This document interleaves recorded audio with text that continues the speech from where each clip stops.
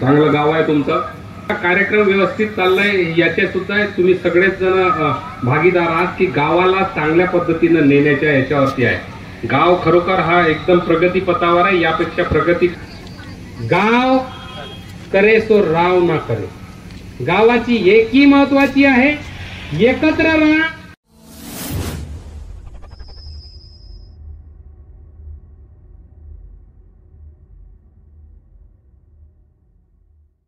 जाणता राजा या सगळ्या जाणत्या राजाच्या उत्सवाला उपस्थित येरगाव मंडळी, मंचावर उपस्थित सगळे मान्यवर आणि ज्याच्या माध्यमातून मी आपल्या गावापर्यंत पोहोचलो तर माझा मित्र मंगल, या सगळ्यांना धन्यवाद देतो.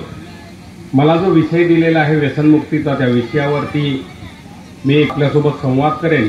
एक 5 मिनिटाचं माझं अनुभव सांगेन. मी ज्ञान काही देणार नाही, फक्त माझे अनुभव व्यक्त करण्याचा प्रयत्न करतो. मीही एक छोट्याशा खेडेगावामधून भंडारा जिल्ह्यातून आलेलो आहे. काय कशी कलाटणी मिळाली आयुष्याला कळलं नाही, पण असंच करता करता या व्यसनमुक्तीच्या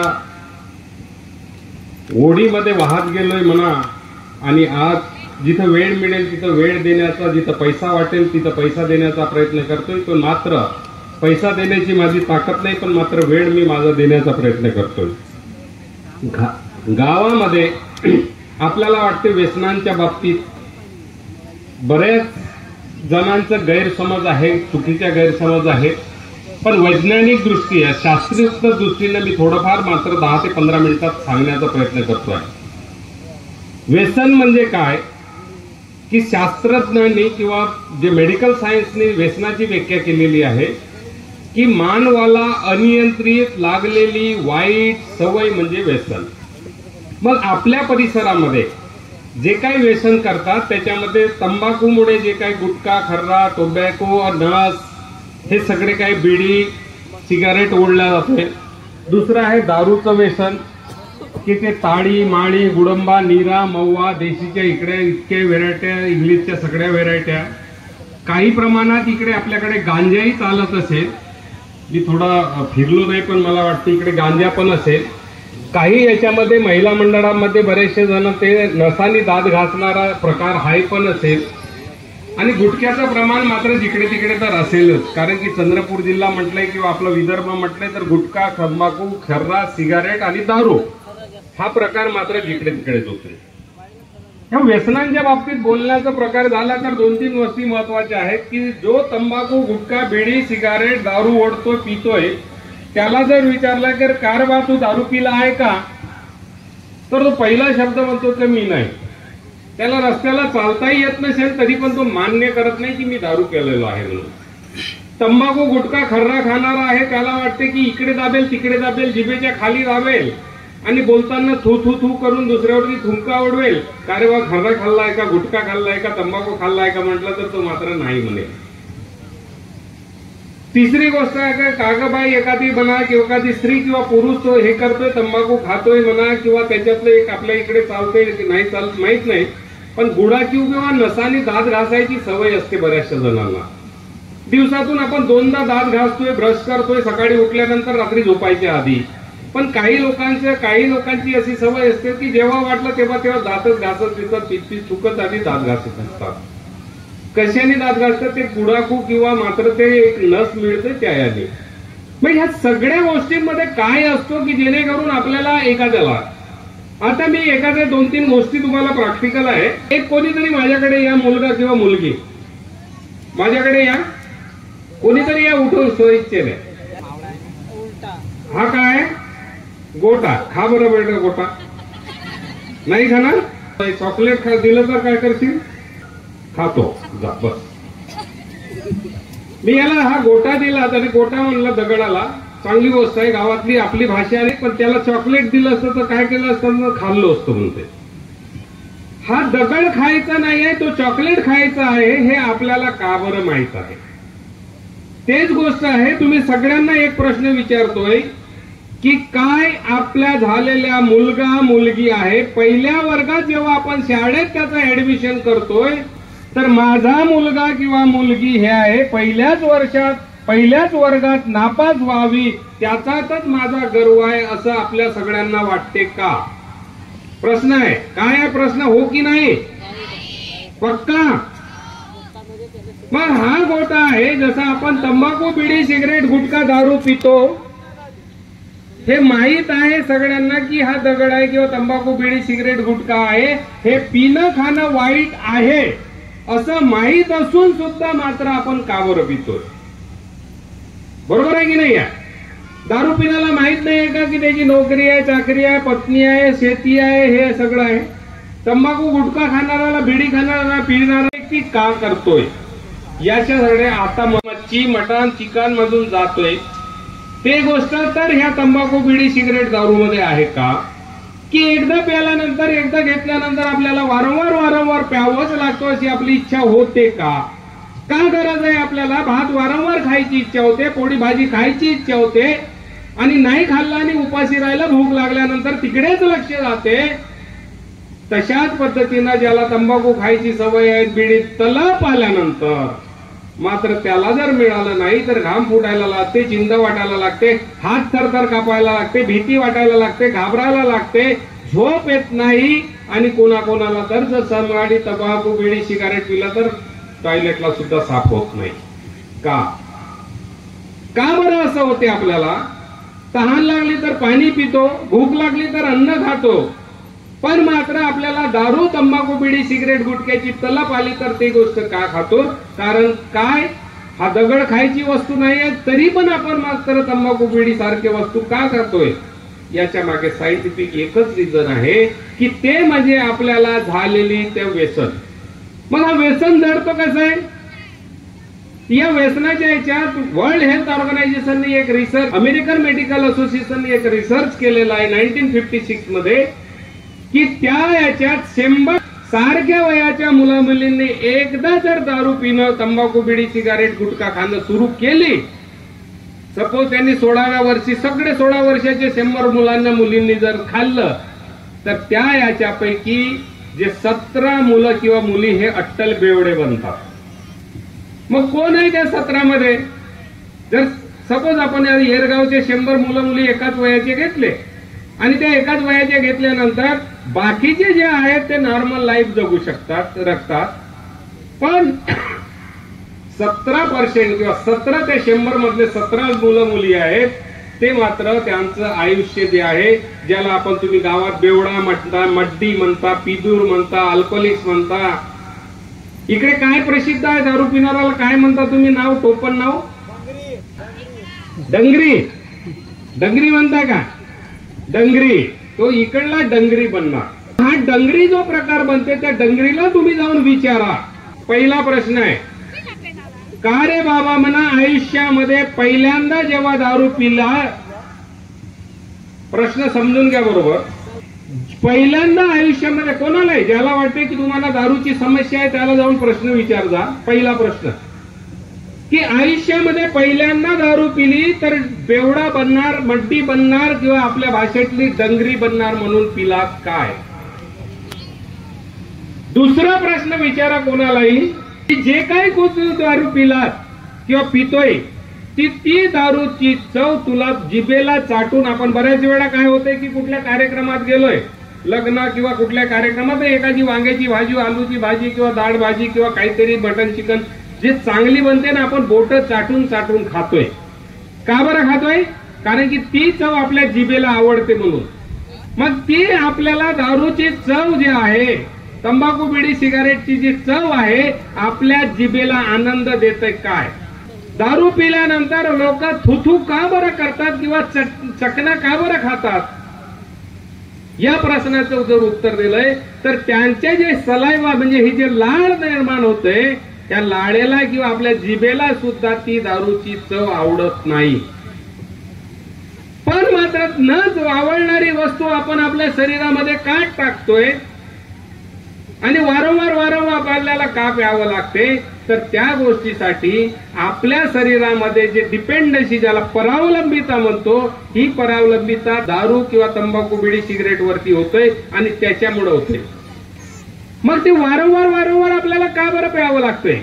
एखादा दारू पिणाऱ्याला बघा तुम्ही की त्याला घर समजत नाही का, नोकरी समजत नाही का, हे स्वतःचे मुलं बाळ समजत नाही का, पत्नी समजत नाही का, सगळं समजतोय, तरी पण मात्र त्याला जेव्हा तलप येते किंवा ज्यावेळेस दारू प्यायची इच्छा होते त्यावेळेस का बरं तो व्यक्ती मुद्दाम दारू प्यायला जातो? तो मुद्दाम दारू पित नाही, त्याला जळलेला व्यसनाचा आजार आहे. आपल्याला समजा इतके सगळे जण आहोत, आता फेब्रुवारी महिना सुरू आहे, सगळ्यांना इकडे गरमी होत आहे, मला तर होत आहे बा, सगळ्यांना होत आहे. एक कार्यक्रमातली गोष्ट सांगतो. भंडारा जिल्ह्यातल्या एका कन्नाड गावामध्ये मी अशाच कार्यक्रमाला गेलो होतो. मार्च महिन्याची वेळ होती आणि त्या मार्च महिन्याच्या ह्याच्यात कार्यक्रम सुरू असताना सगळेजण घाम पुसत होते. मी पण असा स्टेजवर बसलो होतो, मी पण घाम पुसत होतो. आणि तेवढ्या ह्याच्यात की नाही एकाला असंच कोणीतरी कॉर्नरला आलाय आणि असं थरथर कापायला लागला. मग 1, 2, 3 कार्यकर्ते गेले, त्याला घेतलं आणि बाहेर नेऊन सोडून आले. त्याच्यातला एक लाल दुपट्टावाला कार्यकर्ता होता, तो माझ्या लक्षात होता. तो आल्यानंतर तो कार्यक्रमात आला तर मी थोडं बाजूला उठून त्याला बोलवलं, म्हटलं काय झालं होतं भाऊ त्याला? त्यांनी म्हटले माहित नाही की म्हणे खूप थंडी वाजून राहिली त्यांना. मी म्हटलं इतके कार्यक्रम आता जवळपास 400 लोक होते, 399 लोकांना गरमी होते आणि एकट्याच व्यक्तीला मात्र थंडी वाजत आहे का? तो मुद्दाम तर थंडी वाजवत नाही ना, इतक्या गरमीत त्याला थंडी कशी वाजते? आणि 399 लोकांना काय गरमी होते? आणि त्यावेळेस मला वाटायला लागलं की त्याला मुद्दाम तो थंडी वाजवत नाही, मग त्याला काहीतरी आजार झालेला आहे. मग कुठला आजार असेल ते डॉक्टर ठरवतील, आपण ठरवणार नाही. मग ताप असेल, ब्लड टेस्ट करा, काही युरिन टेस्ट करा, काहीतरी त्याला मलेरिया असेल, टायफॉइड असेल, अन्य कोणता व्हायरल फिवर असेल की त्याच्या माध्यमातून त्याला मात्र काय होत होत. दारू पिणाराही तसाच असतो, तो मुद्दाम दारू पित नाही. दारू पिणारा आपण सगळे आईच्या पोटातूनच आम्ही सगळेजण जन्माला आलो. दारू पिणारा ही व्यक्ती आईच्याच पोटातून आहे. तो नालायक नाही, मूर्ख नाही किंवा त्याला समजत नाही असं नाही. फक्त मात्र त्याला एकच समस्या आहे, ती म्हणजे त्याला जडलेला व्यसनाचा आजार आहे, त्याच्या माध्यमातून तो दारू पितो. मग हा व्यसनांचे आजारांचे प्रकार कसे आहेत? आपल्याही गावामध्ये आता मगाशी 100 पैकी 17% जसं रिसर्च सांगितलं संशोधन, तशाच पद्धतीने दारू पिणाऱ्यांचे 5 प्रकार आहेत. 100 मुलांना मुलींनी जर एका वेळेस दारू पिणं सुरू केले तर याच्यातले हे प्रकारात मध्ये कसे मोडतात ते बघा. पहिला प्रकारचा दारू पिणारा आहे त्याला म्हणतात सोशल ड्रिंकर. हा सोशल ड्रिंकर तुम्ही बघा, ऑब्झर्व करा, आजूबाजूला बघा तर लक्षात येईल मी सांगतो ते खरं आहे की नाही. माझं जे खरं वाटतं तेवढंच हे करा, खोटं मात्र इथंच सोडून द्या माझ्याजवळ. पहिला प्रकारचा जो दारू पिणारा आहे तो दारू सोशल ड्रिंकर कसा करतोय की थोडीशी पितो, तोंडाची त्याची वासबीस नाही, चालणं बोलण्यावरती त्याचा फरक नाही. जे काही कार्यक्रम हे ते करेल, बर्थडे असेल सेलिब्रेट करेल, लग्न असेल लग्नात सेलिब्रेट करेल, कोणाला कळणारही नाही की त्यांनी दारू पिला आहे. आणि मग तो आपलं सगळं सोशल ऍक्टिव्हिटीज हे नॉर्मल करतो. याला सोशल ड्रिंकर म्हणतात, त्याला सामाजिक दारू पिणारा. लग्नात जायचंय, पगार पहिला झाला आणि आनंद करायचाय, नाचायचाय, ते माइंड ठेवून जर ज्या व्यक्तीने दारू पिलं आणि तीच केलं तर त्याला वाटायला लागते की यार त्यावेळेस दारू पिलं होतं, मस्त नाचलो होतो मित्राच्या लग्नात, मग दुसऱ्या मित्राचं लग्न आहे त्यावेळेस दारू पिऊन नाचलंच पाहिजे. मग तो दुसऱ्या याच्यात जातो, त्याला म्हणतात प्लॅन ड्रिंकर. योजना करतो, त्याला म्हणतात प्लॅनिंग करणारा ड्रिंकर. प्लॅनिंग करून दारू पिणे. मग आज जसा आहे शिवजयंती आहे, बढिया आहे, थोडीशी पितो आणि मस्त शिवजयंती साजरी करतो. मग आता शिवजयंती आजची केली ते मग आता प्लॅनिंग करतो, अरे याच्यानंतर आता दारू पिणारा दिवस आणि मजा करणारा दिवस कोणता येतो?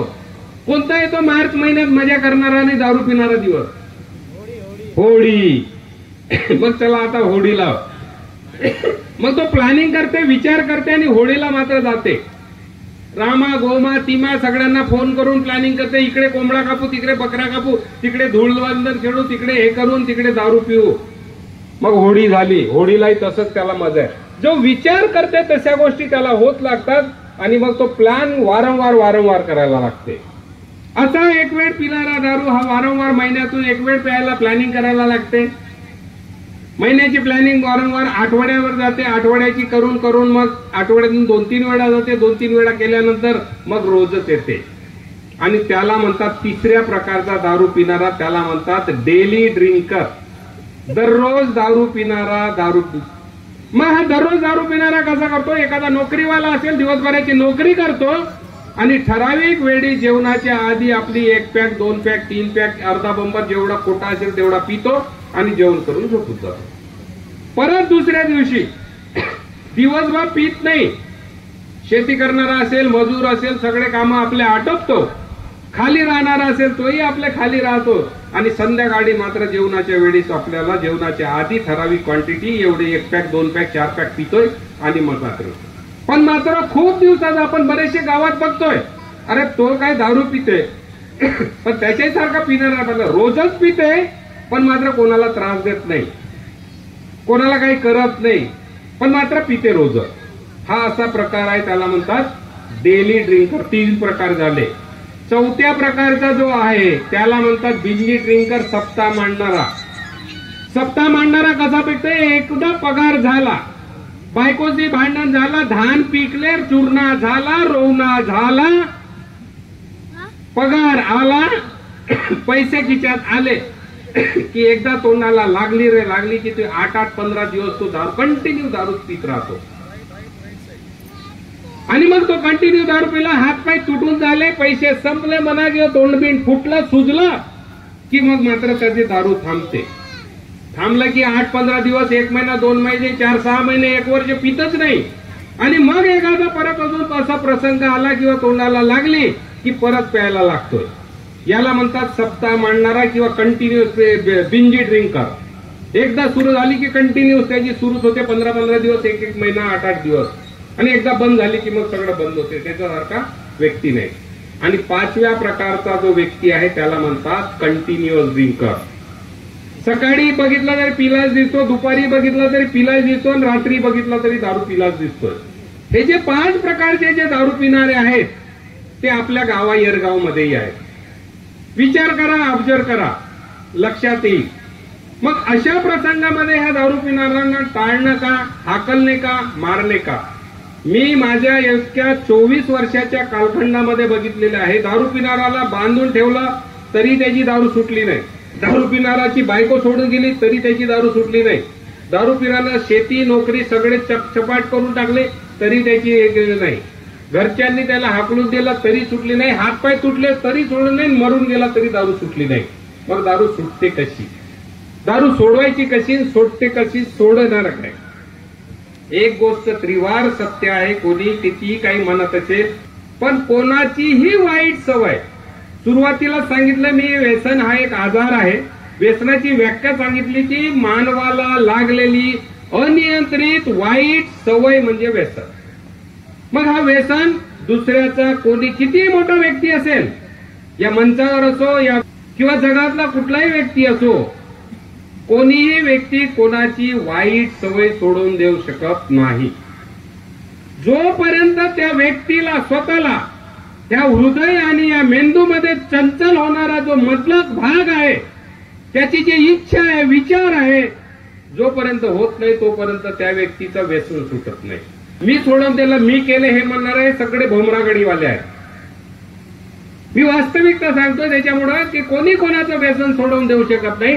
जोपर्यंत तो व्यक्ती जो व्यसन करतो तो व्यक्ती स्वतः इच्छाची तयारी ठेवत नाही आणि त्याच्यावरती कंटिन्यू चालत नाही तोपर्यंत त्याचं व्यसन सुटत नाही. व्यसन सोडण्यासाठी तो कोणाची मदत घेऊ शकते, कोणाचा आदर्श घेऊ शकते, ह्या सगळ्यांचं म्हणा किंवा कोणाचंही, आणि त्यावेळेस पासून मात्र तो सोय करतो. मग आता तंबाखू, बिडी, सिगरेट, गुटखा हे दारू जे आहे हे सोडायचं कसं? याचे डॅमेजेस काय होतंय? नुकसानीच्या बाबतीत थोडंसं सांगतोय. दारू पिऊन अशी कोणतीही गव्हर्नमेंटची किंवा येरगावची स्कीम नाही आहे की ज्याच्यात 100 रुपयाची दारू प्या आणि तुमच्या खात्यामध्ये 500 रुपये जमा होतील. आहे का? आहे का अशी स्कीम तुमच्या गावात? नाही आहे. दारू भट्टीवाले तुम्ही बघा किंवा बारवाले तुमच्या गावात, तिकडून येत होतो तुम्ही मूलवरून, तर एक बार की काहीतरी दिसलं मला असं, त्याचं घर बघा आणि त्या दारू भट्टीत पिणाराचं घर बघा. दोघात फरक आहे. श्रीमंत कोण आहे? पैशावाला, दारूवाला, दारू पिणारा की दारू विकणारा? पिणारा दारू श्रीमंतवाला आहे की विकणारा आहे? विकणारा. बरोबर आहे, बरोबर आहे. दुसरी गोष्ट आहे, दारूमध्ये असे कुठलेच अन्न घटक नाही ज्याच्यामुळे प्रोटीन्स, विटॅमिन्स, मिनरल्स, कार्बोहायड्रेट. दारू बनते कशी? तुम्ही संत्रा किंवा द्राक्ष वगैरे आणा, अंगूर आणा, त्यांना ठेवा, किंवा सडलेला भाजीपाला एकत्र, टमाटर वगैरे एकत्र ठेवा आणि 4-5 दिवसानंतर उघडा त्याला. कशी वास येते? सडली येते की नाही? तर हे दारू पण सडलेल्या पदार्थात. महुवाची दारू बनते का तुमच्या गावात? नसेल बनत, चांगलं गाव आहे. पण सांगतो ते कुठल्याही सडलेल्या वस्तू, ज्याला आंबवणे म्हणतो ना आपल्या याच्यात, आंबील वगैरे बनवताय का तुम्ही? आमच्या गावाकडे खूप बनवतो, आमच्या घरी बनवताय. तांदळाची आंबील, ज्वारीची आंबील बनवता ना, त्याला आंबण लावतात, मग थोडं हे होते, मग पाणी टाकून गरम करतात, मीठ वगैरे टाकून, मग ते पितोय आपण. सलाईन सारखं काम करतोय चांगलं ज्यूस. कुठल्याही सडलेल्या किंवा कुजलेल्या वस्तूमध्ये, ज्याला फर्मेंटेशन म्हणतोय, आंबवणे म्हणतोय, आणि आंबवण्याच्या याच्यात एक केमिकल तयार होते आणि त्या केमिकलचं नाव आहे इथिल अल्कोहोल किंवा इथेनॉल. कुठलीही दारू प्या, ताळी, माळी, गुळंबा, नीरा, महुवा, हडिया, या सगळ्या दारूमध्ये एकच प्रकारचं केमिकल आहे, त्याचं नाव आहे इथिल अल्कोहोल किंवा इथेनॉल. ज्याला स्पिरिट म्हणतोय आपण, तो स्पिरिट त्याच्यात होते. डोक्यापासून तर पायापर्यंत कुठल्याही एका भागावरती फायदा करत नाही इथिल अल्कोहोल. हा एक ड्रग आहे, हे एक औषधी आहे. पण हे औषधी कोण देतो? जे सायकॅट्रिस्ट असतात, मानसिक रोग तज्ञ असतात, ते मात्र त्याला हे करतात, ते औषधी म्हणून वापर करतात. आणि हा औषधी नैराश्य निर्माण करणारा एक औषधी आहे. आणि म्हणून पहा, एकाने एक पॅक पिल्यानंतर त्याला थोडं बरं वाटायला लागते, तो एक चांगला फ्रेश वाटायला लागते. 2-4 पॅक पिला की तो बिट्टू सारखा बोलायला लागते, बरोबर आहे की नाही? चांगला बोलते, त्याच्यासारखं वक्ताच कोणी नाही किंवा हे नाही. तिसरा अजून 2-3 पॅक पिल्यानंतर तो मात्र हत्तीसारखा मगरूर होते, रस्त्याने तोच चालते. आता मी एक रस्त्यावरती येतो तर मूलजवळ मला तसाच दिसला, रस्ताभर चालत होता. आणि त्याहीपेक्षा अजून 5-7-8 पॅक पिलं की तो मात्र डुकरासारखा एखाद्या याच्यात लोळून जातो. ह्या अवस्थेमध्ये त्याला वाटत नाही की मी असं व्हावं, चांगले कपडे घालतोय, करतोय. सगळेजण इथं बिलकुल भगव्या कलरचे कपडे घातलेले आहेत, चांगले वेळकलेले आहेत. कोणालाही वाटत नाही की धूळ घ्यावं आणि आपल्या चेहऱ्यावरती मारावं. दारू पिणारालाही त्या पद्धतीनं वाटत नाही, पण मात्र आजाराच्या माध्यमातून तो करत असतो. जसा त्या व्यक्तीला आपला रोल काय आहे? आज याच्यामध्ये जे काही आपण शिवजन्मोत्सव साजरा करतोय, आपला रोल काय आहे? आपल्याला काय आहे? दारू पिणाराला एकच भाषा समजते, ती म्हणजे प्रेमाची. प्रेमानं त्याला साथ देणं, प्रेमानं समजवणं. त्याचा आजार, व्यसन हा एक आजार आहे, समजणं. आपण जसं आपल्याला एखाद्या मुलाला, कोणाला असा छोटासा मुलगा असेल, त्याला ताप आल्यानंतर बरोबर औषधी डॉक्टरकडे नेतो, औषधी देतो, त्याला वेळेवरती खायला देतो, तशी जी काळजी घेतो तशी दारू पिणाराची, कारण की तो आजारी आहे. मी त्या मगाशी छोट्याशा मुलाला त्याला तरी करते, हा गोटाव म्हणून, हा खायची वस्तू नाही, चॉकलेट आहे, खायची वस्तू आहे म्हणून. तर हे त्यांना समजत नाही का? सगळं काही समजत असून दारू पिणं वाईट गोष्ट आहे असं समजत असून सुद्धा जो व्यक्ती दारू पितोय त्याला व्यसन नाही, व्यसनाचा आजार जडलेला. मग या आजारापासून दूर राहण्यासाठी एक गोष्ट महत्वाची, 2-3 गोष्ट सांगतोय. दारू ही उद्या कधी सुटत नाही. उद्या सोडतो, परवा सोडतो, लग्न झाल्यानंतर सोडतो, मग मुलगा झाल्यानंतर सोडतो, धानाचा रोवणा झाल्यानंतर सोडतो, परे भरल्यानंतर सोडतो, पोटऱ्या आल्यानंतर सोडतो, निश्वास झाल्यानंतर सोडतो, चूर्ण झाल्यानंतर सोडतो. कधी सुटत नाही उद्या, कारण की उद्या कोणी बघितलं नाही. दारू एकाच गोष्टीने सोडतो, तंबाखू, बिडी, सिगरेट सुद्धा एकाच याच्यात सुटतो. ते कशी? कल करे सो आज, आज करे सो अभी, न अभी करे सो अभी के अभी. केव्हा? आत्ताच्या आत्ता.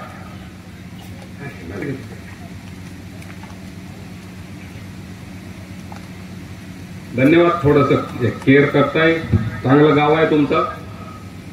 स्वाभाविक आहे, माझा मित्र मंगल जिथं आहे तिथं चांगलंच गाव असेल असंही मला अपेक्षा आहे. आणि इतका कार्यक्रम व्यवस्थित चाललाय, याच्या सुद्धा तुम्ही सगळेच जण भागीदार आहात की गावाला चांगल्या पद्धतीनं नेण्याच्या याच्यावरती आहे.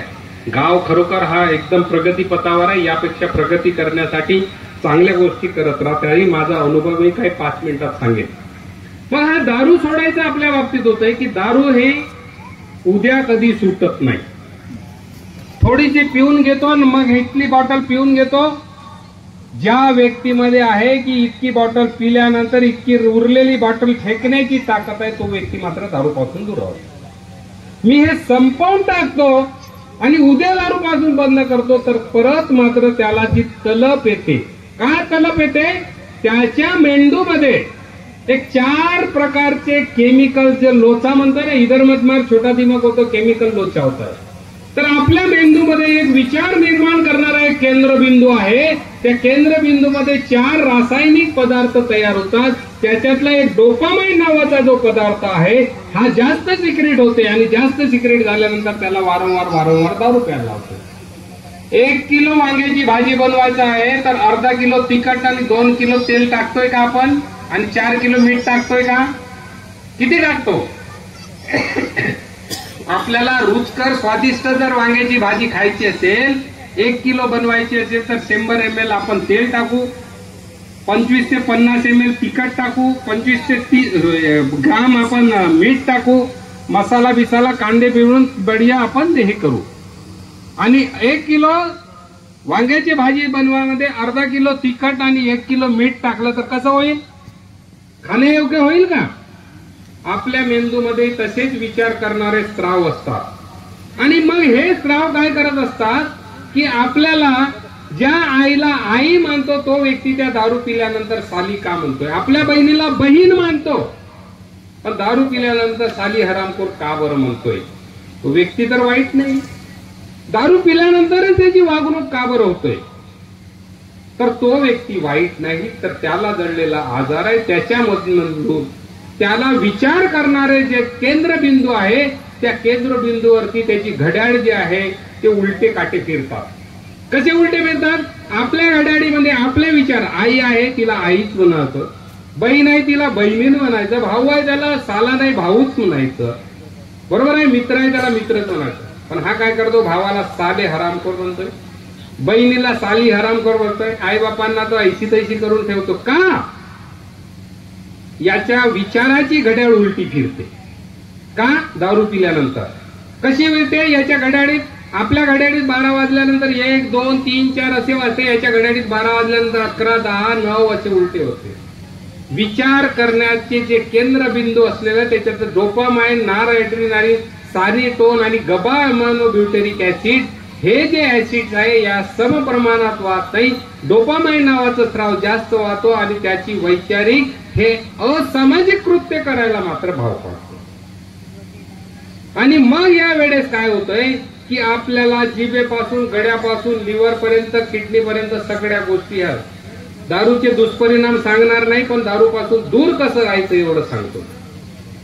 पहिली गोष्ट आहे की उद्या दारू कुठं सुटत नाही. आजच्या आज, कल करे सो आज, आज करे सो अभी, आणि अभी करे सो अभी के अभी दारूपासून दूर राहावं लागते. म्हणजे इतकी उरली आहे ते उरली नाही, फेकून द्यावं लागते खाली, जमिनीत खाली. असं हे ज्या करण्याची ताकद आहे तो मात्र हे करू शकते, दारू सोडू शकते. दुसरी गोष्ट आहे दारूची तलप आली. सगळ्यात महत्वाचा आणि अत्यंत महत्वाचा मुद्दा लक्षात ठेवा. ज्याचे भाऊ बहीण नातेवाईक कोणी नवरा दारू पित असेल त्यांच्यासाठी सांगतोय.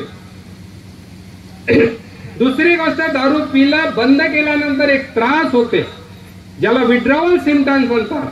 ते विड्रॉवल सिम्पटम्स कोणाला हात थरथर कापतात, घाम येतो, बेचैनी वाटते, झोप येत नाही, चिंता वाटायला लागते, भीती वाटायला लागते, काहीतरी त्याला कोणी बोलला नाही तरी काहीतरी कानात आवाज आल्यासारखं वाटते, काही गोष्ट नसली तिथे घाण तरी वास यायला लागते, मुंगी माकोडे त्याच्या शरीरात चालायला लागतात आणि आपल्याला वाटायला लागते की हा पागल झाला, याला कोणीतरी देवानं झपाटलं. हे देवानं झपाटलं वटपटलं नसते, त्याला विड्रॉवल्स असतात. दारू पिणं बंद केल्यानंतर थोडं त्रास होते, ते त्रास मात्र फक्त 3 दिवस होते.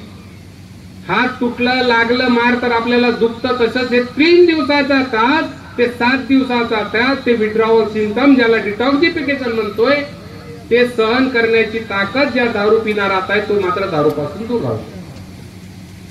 मला घाम येते, मला घाबरल्यासारखं वाटते, मला झोप येत नाही, पॅक मारला तर अजून पॅक मारावंच लागते.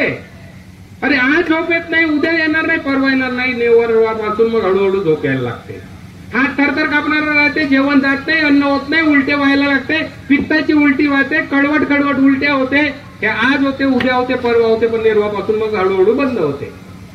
अन्न खात नाही, हळूहळू अन्न खायला लागते, वरम भाजीकडे लक्ष जात नाही, हळूहळू लक्ष द्यायला लागते. प्रोटीन, व्हिटॅमिन, मिनरल्स मात्र हे याच्यातून मिळायला लागते आणि मग मात्र हळूवारपणे त्याला हे होते. 3 ते 7 दिवसाचा त्रास सहन केला की आयुष्यापासून. तिसरी आणि अत्यंत महत्वाची गोष्ट की जुन्या काळामध्ये घर विकलं, दार विकलं, गाडी विकली, बंगला विकला, हे विकलं, ते विकलं, बायकोच्या साड्यापासून मंगळसूत्रापासून सगळं विकलं. त्याचं काय? अरे मोठं सांगते. मग ह्या मित्रांचं काय? चल ना भाऊ, रामा घेऊन येऊ दारू पिऊन, गोमा पाहून येऊ दारू, असं आपल्याला सांगतात. आणि मग गेल्यानंतर तर तो मित्र परिवार मात्र 3 P लक्षात ठेवा. 3 P. पी फार पोंबडतो. पहिला P आहे, ज्या व्यक्तींसोबत आपण दारू पितो त्या व्यक्तीसोबत दूर राहणे, पर्सन. दुसरी गोष्ट आहे प्लेस. मूलला गेला त्या दारूभट्टीजवळ का दारू पितो आपण तेव्हा प्यायची इच्छा होते. मूलला रस्ता बंद. लग्नात गेला, मित्राच्या याच्यात गेला, त्याच्यात गेला, पगार आला तर मात्र खिशात पैसे रवरव करते, परत दारू प्यायला जाते. पैसे आपल्याजवळ ठेवायचे नाही, बायकोजवळ, पोराजवळ देऊन द्यायचे, आई बाबाजवळ देऊन द्यायचे. ज्या गोष्टीमुळे, ज्या व्यक्तीमुळे आपण व्यक्तींच्या सहवासात राहून दारू पितो, तो पहिला P मात्र पूर्णपणे 100%. इथं खोटं नाटक 99.99 चालत नाही दारूसाठी. 100 म्हणजे 100. 0.01% मात्र त्याचं असेल तर त्याला फेल करेल. इथं बाप राखव, नाही तर श्राद्ध करून मोकळा हो. दारू सोडायची आहे तर पूर्ण सोड, नाही तर थोडी थोडी सोडतो, चालत नाही. सोडायची आहे तर पूर्ण सोड, प्यायची आहे तर जेवढा कोटा आहे तेवढा पे. मग याच्यावर तिसरा P आहे प्रॉब्लेम. बरेचसे सांगतात की समस्यामुळे मी दारू पितो, डोक्यात भयंकर टेन्शन आहे म्हणून दारू पितो. कशामुळे दारू पितो? लग्न होत नाही म्हणून दारू पितो. आता मुलगी चांगली भेटत, लग्न झाला, बायको चांगली वागत नाही म्हणून दारू पितो. बायको चांगली वागायला लागली तर अंगपाय दुखते म्हणून दारू पितो. अंगपाय दुखायला लागला तर नोकरी नाही म्हणून दारू पितो. नोकरी भेटली तर मग पगार नाही आला म्हणून दारू पितो. मग पगार आला तर मग आता उन्हाळ्याची गरमी आहे म्हणून दारू पितो, त्यावेळेस बियर पितो. मग आता काय म्हणते, थोडंसं थंडी आहे, मोसम चांगला आहे तर थंडीत मात्र विस्की पियायला लागतो. अरे यार विस्की आता मग पावसाळा आहे, बढिया मोसम आहे, रिमझिम आहे, मळिया मावला आहे, मग रम प्यायला लागतो. पावसाळ्यात बियर दारू पितो, तिकडे विस्की रम पितो. उन्हाळ्या आणि हिवाळ्यात आहे. आणि ह्या विस्की, रम, बियर, दारू, देशीची दारू, ताळी, मळा, गुळंबा, ह्या सगळ्यामध्ये एकच प्रकारचं केमिकल आहे. मी बघितलेली आहे किंवा मी वाचलेली आहे, 1 लिटर दारू आहे ही 4,85,00,000 रुपयाची आहे. आणि आपल्याकडे मात्र बंपर भेटते, ते 100 रुपयाच्या, 40 रुपयाच्या बंपर पासून भेटते. 20 ते मात्र 4,25,00,000 पर्यंतची दारू जी आहे, हे सगळ्या दारूमध्ये एकच प्रकारचं केमिकल आहे, तिचं नाव आहे इथिल अल्कोहोल, जे सडल्या वस्तूपासून आणि आंबवल्या कुजवल्यापासून बनते. मग हे 3 पर्सन आहे, ज्या व्यक्तींसोबत दारू पितो ते पूर्ण व्यक्तीला टाळणं गरजेचं आहे. तो तिकडे, मी इकडे. सरळ सरळ आहे, थोडं थोडं नाही. त्याला काय वाटेल, मला काय वाटेल नाही. तू मेलास तर तो काही तुझ्या घरी जिवंत होऊन येणार नाहीये. सरळ आणि साधी गोष्ट. दुसरी गोष्ट आहे, ज्या ठिकाणी जातो त्या ठिकाणी मात्र आपल्याला माहित असते की इथं गेल्यानंतर मी दारू पितोय, तो प्लेस. आणि तिसरा आहे प्रॉब्लेम. ज्या प्रॉब्लेम विचार करून तो ऍक्च्युली प्रॉब्लेम नसतोय, आपण मात्र तयार करतो. ह्या 3 गोष्टी ज्या व्यक्तीने टाळलं. तिसरी गोष्ट आहे आणि अत्यंत महत्वाची, ज्या व्यक्तीला दारू पितो तोच व्यक्ती दारू सोडू शकतोय. आणि त्या व्यक्तीने मनाची एक नाही की पोस्टपोंडिंग याला म्हणतो, पुढे पुढे ढकलण्याची प्रवृत्ती केलं तर मात्र हे करतो. कसा? कोणी आला, अरे भाऊ थोडंसं पिऊन दाखवू ना, नाही म्हणायचं. तिथून हे केलं नंतर त्याला टाळायचं कसं, हे करायचं कसं, हे आपल्याला वाटते. नाही भाऊ आज नाही, मला बरं नाही वाटत. पोस्टपोंडिंग, पुढे ढकलणे, वेळ पुढे ढकललं तर हे होते. आणि 1 दिवसाचा आधार दिवसभराचा, त्याला 1 डे ॲट ए टाइम म्हणतो, त्या दिवसभराचा आहे की काही झालं, सकाळी उठल्यानंतर आई बाबा देव याच्या त्याच्या शिवाजी महाराज कोणाच्याही पाया पडायचं, नमन करायचं, व्रत करायचं, प्रण करायचं की आज काही झालं तर उठल्यापासून खाटेवरती, झोपेतून उठल्यापासून तर रात्री झोपेपर्यंत मी आज दारू पिणार नाही. असा जर आपण एक दिवस, आजचा किती कोणता दिवस आहे, आजचा कोणता दिवस आहे, बुधवारी आज जर सुरुवात केलं कोणी, आज रात्री झोपेपर्यंत मी दारू पिणार नाही, तर बुधवार गेला, देवाला तेच आई बाबांना ज्याला मानताय त्याला प्रार्थना केली की आजचा दिवस मला दारू प्यायची पिऊ नाही दिली, त्याच्याबद्दल धन्यवाद. परत दुसरा उद्या कोणता दिवस येईल, गुरुवारी सकाळी तेच की आजच्या दिवस मला दारू न पिण्याची ताकद दे. कोणालाही माना, आई बाबा सगळ्यांना, कोणाला ज्याला मानतात त्याला. दुसरा दिवस गेला गुरुवार, तिसरा दिवस आला शुक्रवार, चौथा दिवस गेला शनिवार, पाचवा दिवस आला रविवार, सहावा आला सोमवार, परत अजून आला मंगळवार आणि परत अजून आला हा आजचा कोणता दिवस आहे. मग एक एक दिवस करता करता झाला आठवडा, आठवडे करता करता काय होईल, महिना होईल की नाही, आणि महिने करता करता काय होईल, वर्ष, आणि वर्षाने वर्ष करता करता एक एक दिवसाच्या आधारावरती आयुष्य निघून जाईल दारू न पिता. पण मात्र केव्हा, हा हृदय आणि हा मेंदू या दोघांमध्ये स्वतःशीच प्रामाणिक राहू, दुसऱ्याची नाही, दाखवण्यासाठी नाही. मी किती रुपयाचा इकडे 1 करोड लाख रुपयाचा 50,000चा शर्ट घातलंय, पण हा जर याच्या आतमध्ये जर मला इथं जर चर्मरोग झाला असेल, गचकर्ण झाला असेल, तर हा गचकर्ण हा 50,000चा शर्ट उपचार करत नाही, तर याच्यावरती 5 रुपयाचा रिंगोजन मेडिकल मध्ये नाना लावा, तर हा मात्र गचकर्ण सुधारेल. शर्ट सुधारेल का, दारूचंही तसंच आहे. जोपर्यंत दारू पिणारा व्यक्ती स्वतःशी प्रामाणिक राहत नाही, दुसऱ्यांना दाखवण्यासाठी दारू सोडतो, तो कधीच दारू सोडू शकत नाही. स्वतःसाठी जो व्यक्ती दारू सोडतो तो सोडू शकते. आणि एक एक दिवसाच्या आधारावरती, एक आज नाही पिणार, मरून जाईन, काही होणार नाही, पण मात्र कोणताही बेवडा दारू न पिता मेला नाही. मी आतापर्यंत 24 वर्षाचा अनुभव या दारू मुक्तीच्या याच्यात, कोणीच नाही मेला, दारू पिऊन मेला, दारू न पिता मेला नाही. त्रास होते मान्य करतो, पण त्रास सहन करणार नाही. आई जेव्हा जन्माला येते 9 महिने 9 दिवस बाळाला किती त्रासातून हे करते. काल मी तिकडून प्रयागराजवरून येत होतो, एका कुत्रीच्या पिल्लूला एका आमच्या पुढे जाणाऱ्या गाडीवाल्यांनी मारलंय. तो कुत्रीचा पिल्लू तिथंच होता, ते कुत्री आणि ते तिथून रस्ता क्रॉस करत होते. आईचं ममत्व जागृत होता. तिथून कमीत कमी 1 किलोमीटर त्या स्पीडनं, जवळपास आमच्या गाड्या 120 100च्या स्पीडनं होत्या, त्या स्पीडनं ती कुत्री त्या गाडीचा पाठलाग करत राहिलो. मी, माझी पत्नी, माझा साडू, आम्ही विचार करतो, हे आहे म्हटलं आईचं महोत्सव. एखाद्या आईनं जेव्हा ज्या बाळाला जन्म देतो, तो बाळ जर दारू पितोय, तर त्या आईच्या महोत्सवाला काय वाटत असेल. बिचारी जे जानवर तो कुत्री, त्याला कळली की माझ्या मुलाचा, माझ्या बाळाचा ऍक्सिडेंट केलं आणि त्याला मारलंय आणि तो गाडीवाला पडाला, त्याला पकडण्यासाठी ती 1 किलोमीटर पर्यंत 120 ते 100च्या स्पीडनं धावली. म्हणून प्रत्येक आईबाबांना, प्रत्येक मुलांना, प्रत्येक मुलींना तेच गरजेचं आहे की तंबाखू, बिडी, सिगरेट, दारू हे कुठल्याही याच्यात मात्र फायद्याचं नाही. डोक्यापासून पायापर्यंत कुठलंही हे नाही ज्याच्यामध्ये होतंय. सोडायची इच्छा असेल, कोणी सोडून देऊ शकत नाही. स्वतः जो व्यक्ती व्यसन करतो तोच व्यक्ती मात्र सोडू शकतो. आणि ज्याला कोणाला शक्य होत नाही किंवा त्रास सहन करण्याची नाही, तर कुठेही आहे, आमच्या मूलला अल्कोहोलिक अनोनिमसची एक संघटना आहे, तुमच्या आजूबाजूला असतील, जे दारू पिणारे लोक आहेत, ते दारू पिणारे आपल्या सोडल्यानंतर किंवा तिथं सोडायचे, तिथं औषधी नाही, जाती धर्माचं कुठलं नाही, पैशाची काही गरज नाही, फुकटात तो कार्यक्रम मिळतोय. आणि एक आपल्याला अनुभव सांगतोय, एकाचा अनुभव ऐकून दुसरा व्यक्ती दारू सोडतोय. इथं चंद्रपूरला आहे, पण इव्हन तुमच्या मूलला आणि आजूबाजूला तुमची हे अल्कोहोलिक अनोनिमसची एक संघटना आहे. त्या संघटनेमध्ये कोणालाही पाठवा. महिलांसाठी आहे, जे दारू पिणाऱ्यांच्या महिला आहेत, आई बहीण हे त्या आहेत, पत्नी आहेत, त्यांच्यासाठी एलालान नावाची आहे. लहान लहान मुलं, दारू पिणाऱ्यांचे मुलं आहेत, त्यांच्यासाठी एलाटीन आहे. आणि जे दारू पिणारे किंवा फिमेल आहेत, पुरुष किंवा स्त्री आहेत, त्यांच्यासाठी अल्कोहोलिक अनोनिमस आहे. हे मूलला आहे, चंद्रपूरला आहे, त्यांची मदत घ्या आणि दारू पासून दूर राहण्याचा प्रयत्न करा. कारण की दारू ज्या गावात आली, दुसरी गोष्ट तुमचं संघटन आहे. कोणीही व्यक्ती दारू विकणारा असेल त्याला उभं ठेवू नका.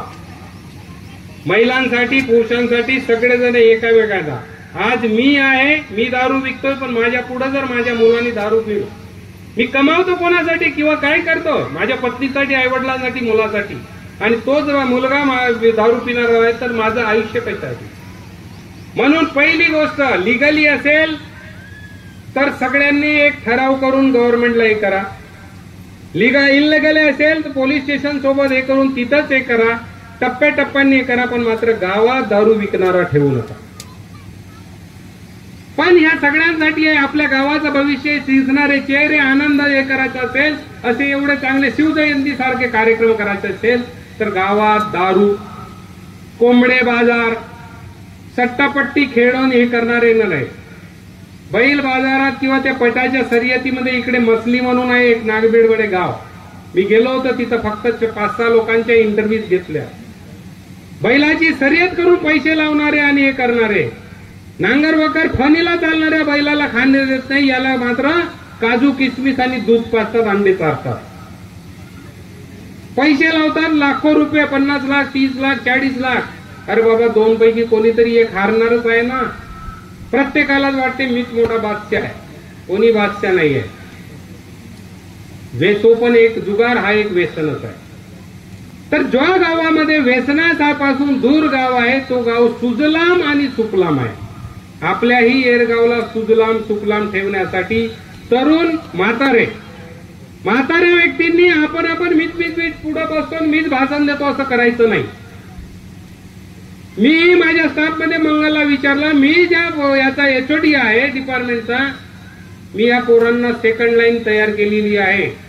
मी राहो नको राहो, माझं काम चाललं पाहिजे माझ्या डिपार्टमेंटचं. सेकंड लाईन तयार केले. त्यांना सांगितलं, सेकंड लाईन तू आहे, थर्ड लाईन तू आपला एक रिप्रेझेंटेटिव्ह तयार कर. तू नसला तरी त्यांनी काम केलं पाहिजे. चौथी लाईन पण तयार केली. बऱ्याचशा गावामध्ये कोणी आमदार झाला तर तोच आमदार, त्याचा पोरगा आमदार, त्याचा खासदार, हेच चालू राहते. तोच सरपंच असं करू नका. 5 वर्ष त्याला द्या, 5 वर्ष दुसऱ्याला द्या, 5 वर्ष दुसऱ्याला. सरपंचाला जिल्हा परिषद बनवा, जिल्हा परिषद झाल्यानंतर त्याला आमदार बनवा. गावाची ही पिढी तशी जाऊ द्या. नाटक करताय, नाटकमध्ये लहान मुलांना पुढे जाऊ द्या. दुसऱ्यांना जबाबदारी द्या, मोठ्यांनी सपोर्ट करा. असे जेव्हा पिढ्यानं पिढ्या पुढे जाते ना, त्या गावात मात्र सुजलाम सुफलामता मात्र हे होत असते. अशाच आपल्या येरगाववासियांचा मी अनुभव व्यक्त करतो.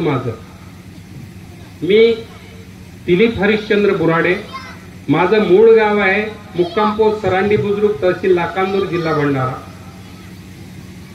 एक 22 एकर शेती आहे. मी दत्तक पुत्र आहे माझ्या काकांचा, म्हणजे लहान वडील ज्याला म्हणतो. मला 2 बाप 2 आई आहेत. लहानपणापासूनच खोडकर प्रवृत्तीचं. आई वडिलांना वाटत नव्हतं की हा मुलगा आयुष्यात पिटाळ पाडेल म्हणून. आणि असं करता करता इकडे तिकडे राहून 12वी पर्यंत गेलं. 12वीत नापास झालो. 12वी झालं आणि 12वी नापास झालेला दिलीप हा तुमच्या पुढे बोलत आहे. 12वी नापास झालोय. नापास झाल्यानंतर चांगली कानपडात बसली स्वतःचीच, माझ्या स्वतःच्याच हातानं. आणि वाटायला लागले जेवढा हुशारी शहाणपण, 1.5 शहाणपण करते दिलीप, खुंटीला लटकवून ठेव, 1.5 शहाणपण कर ना. आणि मागचे पुढे चालले, तूही थोडस त्यांच्या बरोबर जा. आयुष्यात असं तसं करून ग्रॅज्युएट केलं. ग्रॅज्युएट केल्यानंतर काय करावं काही समजलं नाही, म्हणून एका आत्या बहिणीच्या घरी राहून भंडाऱ्याला MSW केलं. MSW केल्यानंतर वर्षीच्या कॉलेजला मला 60,000 रुपये डोनेशन द्या आणि लेक्चरशिप करा म्हणून मला आलंय. 60,000 काय, 600 रुपये घरून निघले नाही. तेच केलं. मग काय करायची? 22 एकर पूर्ण ओलिताची शेती, 4 वॉटर पंप होते, 3 फसलेची शेती होती पण पूर्ण बंजर झालेली होती. पकडलं खांद्यावरती हे पंप, पकडले नांगर आणि वखर चालवणं चालू केलं. घरात पैसे नव्हते धान्य घ्यायला. आईची एकदाणी होती, एका व्यापाऱ्याकडे ठेवलं, 5,000 रुपये घेतला, धान्य घेतलं, पळे टाकले, मोटरी थोडेसे रिपेअर केले, नांगर चालवणं केलं, हे केलं, ट्रॅक्टर चालवणं केलं आणि शेती केली. 2 वर्ष शेती केल्यानंतर चंद्रपूरला 300 रुपये महिन्यानी एक नोकरी आली. तिथंच जेवणं, तिथंच खाणं, तिथले संडास बाथरूम साफ करणं आणि तिथंच हे करणं, अशा करता करता 300 रुपये नोकरीने केलंय. इच्छा होती की खेड्यातून मात्र शहरात जावं, शिकावं.